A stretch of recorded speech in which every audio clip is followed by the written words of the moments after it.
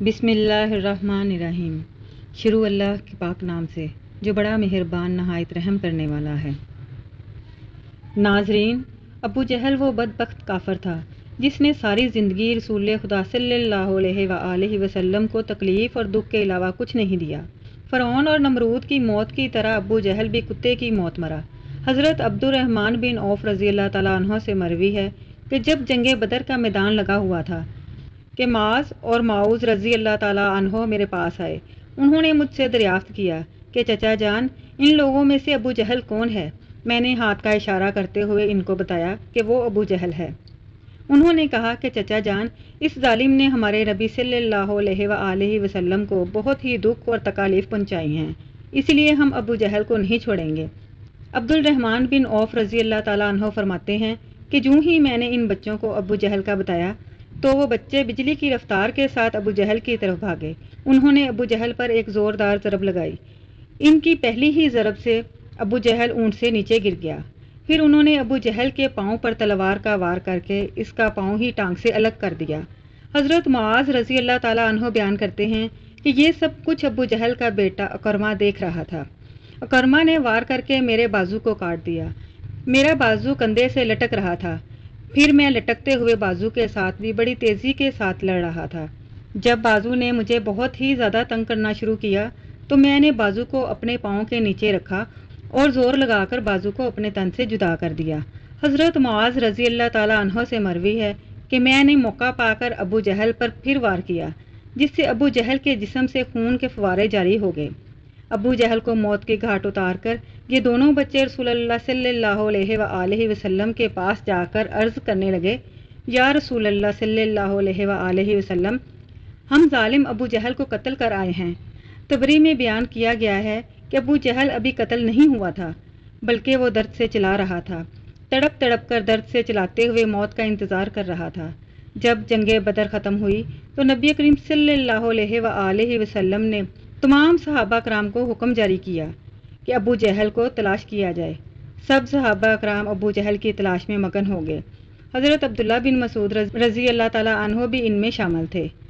حضرت محمد صلی اللہ علیہ وآلہ وسلم نے تمام صحابہ کرام کو ابو جہل کی ایک نشانی بتائی کہ ابو جہل کے گھٹنے پر نشان ہوگا۔ صحابہ کرام نے عرض کی، یا رسول اللہ، ابو جہل کے گھٹنے پر وہ نشان کس طرح آیا تھا؟ آپ صلی اللہ علیہ وآلہ وسلم نے فرمایا، ایک دفعہ میں اور ابو جہل عبداللہ بن جدعان کے گھر دعوت میں شامل تھے۔ اس وقت تمہاری عمریں بہت ہی چھوٹی تھیں۔ ہم دونوں میں کسی بات کو لے کر لڑائی ہوئی۔ میں نے ابو جہل کو زور سے دھکا دیا، جس کی وجہ سے ابو جہل زمین پر گر پڑا۔ ابو جہل کے گھٹنے پر گہرا زخم آ گیا۔ وہ زخم تو ٹھیک ہو گیا، لیکن اس کا نشان آج بھی ہے۔ حضرت عبداللہ بن مسعود رضی اللہ تعالیٰ عنہ فرماتے ہیں کہ میں میدان میں ہر لاش کو الٹا الٹا کر دیکھ رہا تھا کہ مجھے ایک جگہ پر ابو جہل زخمی حالت میں نظر آیا۔ میں اس کے پاس گیا تو میں نے دیکھا کہ وہ ابھی مرا نہیں تھا، بلکہ زندگی کی آخری سانسیں لے رہا تھا۔ اس کے جسم سے خون کے فوارے جاری تھے۔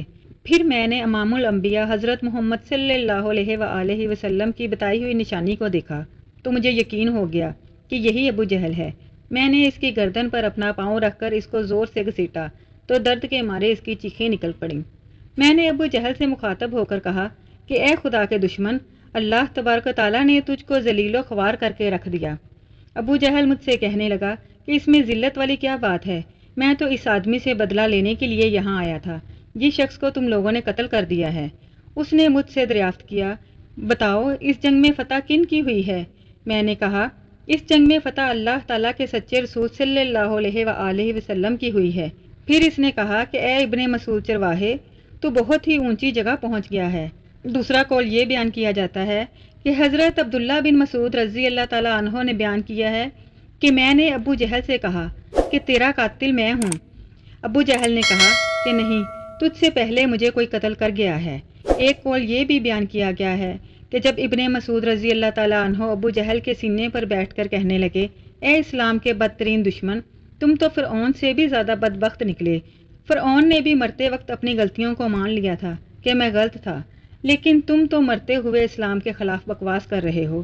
یہ سن کر ابو جہل نے جواب دیا کہ اپنے آقا محمد صلی اللہ علیہ وآلہ وسلم کو جا کر میرا یہ پیغام دے دینا کہ ابو جہل تو اس دنیا سے چلا گیا ہے، لیکن وہ یہ پیغام دے کر گیا ہے کہ حضرت محمد صلی اللہ علیہ وآلہ وسلم کا سب سے بڑا دشمن میں ہوں۔ ابو جہل کی زبان سے یہ سن کر میں نے ابو جہل کی تلوار ابو جہل کے جسم سے اس کا سر جدا کر کے رکھ دیا۔ فرماتے ہیں کہ میں جسم سے سر کو جدا کر کے نبی کریم صلی اللہ علیہ وآلہ وسلم کے پاس لے گیا۔ میں نے آقا دو جہاں کی بارگاہ میں ابو جہل کا سر پیش کرتے ہوئے عرض کی، یا رسول اللہ صلی اللہ علیہ وآلہ وسلم، یہ لو ابو جہل کا سر۔ رسول اللہ صلی اللہ علیہ وآلہ وسلم نے فرمایا کہ قسم ہے اس ذات کی جس کے قبضے میں میری جان ہے، بے شک یہی ابو جہل کا سر ہے۔ پھر آپ صلی اللہ علیہ وآلہ وسلم نے ابو جہل کے سر کے پاس کھڑے ہو کر فرمایا، یہ کافر ابو جہل اس امت کا سب سے خطرناک اور ظالم فرعون ہے۔ ہر امت میں ایک فرعون ہوتا ہے، جبکہ میری امت کا فرعون ابو جہل تھا۔ اللہ تعالیٰ کا شکر ہے کہ یہ بدبخت ہلاک ہو گیا۔ روایت میں اس طرح بیان کیا گیا ہے کہ رسول اللہ صلی اللہ علیہ وآلہ وسلم نے شکرانے کے نفل ادا کیے۔ رسول اللہ صلی اللہ علیہ وآلہ وسلم کے فرمانے پر ابو جہل کی لاش، سر اور قریش کے 24 سرداروں کو ایک کنویں میں پھینک دیا گیا۔ اس کے بعد رسول اللہ صلی اللہ علیہ وآلہ وسلم 3 دن میدان بدر میں رہے اور جاتے ہوئے اس کنویں پر بھی گئے تھے جہاں کفار مکہ کی لاشیں پھینکی گئی تھیں۔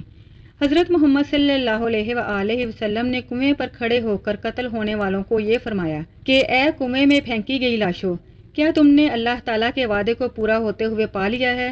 اللہ تعالیٰ کا وعدہ سچا ثابت ہو گیا ہے۔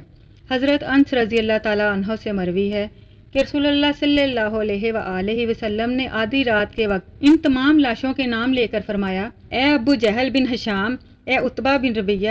اس طرح نبی کریم صلی اللہ علیہ وآلہ وسلم نے سب کنویں میں پھینکی گئی لاشوں کے نام لیتے ہوئے فرمایا، کیا تم نے رب کائنات کا وعدہ پورا ہوتے ہوئے دیکھ لیا ہے؟ کیا تم نے اپنے خداؤں بتوں کا وعدہ سچ پایا؟ میرے خدا نے جو مجھ سے وعدہ کیا تھا وہ سچ ثابت ہو گیا ہے۔ اس پر صحابہ نے پوچھا، یا رسول اللہ، آپ لاشوں سے باتیں کر رہے ہیں؟ تو حضور صلی اللہ علیہ وآلہ وسلم نے فرمایا کہ جو باتیں میں ان سے کر رہا ہوں تم ان لاشوں سے زیادہ نہیں سنتے ہو، بس یہ لاشیں بول نہیں سکتی، سب کچھ سن رہی ہیں۔ امام طبری لکھتے ہیں کہ محمد بن اسحاق بیان کرتے ہیں کہ بعض علماء کرام نے یہ بات بیان کرتے ہوئے کہا ہے کہ تم لوگوں نے مجھ سے دشمنی کی، بلکہ دوسرے لوگوں نے مجھ سے دوستی کی۔ تم نے مجھ کو میرے ہی شہر سے نکال دیا، دوسرے لوگوں نے مجھ کو اپنے شہر میں پناہ دی۔ تم لوگ مجھے جھوٹا کہتے رہے، دوسروں نے مجھے سچا اور آخری نبی کہا۔ تم لوگوں نے مجھ کو بے شمار تکالیف دیں، لیکن دوسرے لوگ میری تمام پریشانی میں شریک رہے۔ اس کے بعد رسول اللہ صلی اللہ علیہ وآلہ وسلم نے فرمایا کہ میں نے اپنے رب کائنات کے وعدے کو سچ پایا ہے۔ ناظرین، اسی امید کے ساتھ اجازت دیجیے۔ امید ہے کہ آپ کو ویڈیو اچھی لگی ہوگی۔ مزید اسلامک ویڈیوز دیکھنے کے لیے ہمارے چینل کو سبسکرائب کریں، لائک کریں، شیئر کریں اور کمنٹس میں اپنی رائے سے آگاہ کریں۔